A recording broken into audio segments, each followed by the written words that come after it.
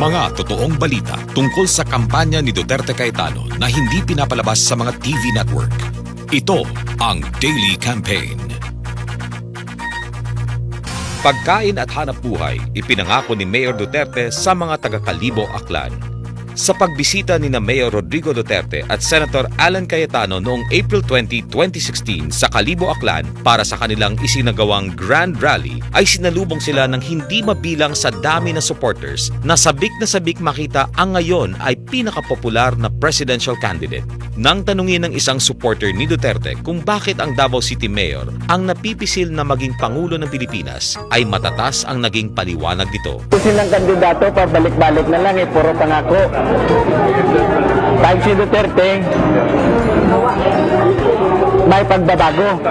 Malinaw naman ang naging mensahe ni Mayor Duterte sa mga nasa rally ukol sa kanyang plataporma de gobyerno.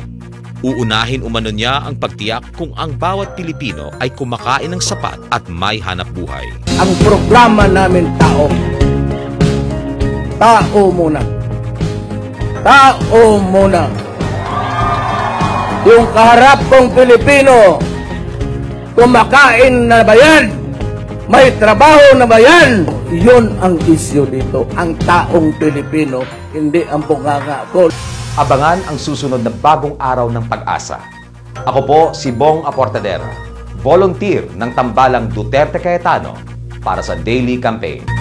The Daily Campaign is a Duterte Cayetano online newscast run by volunteers.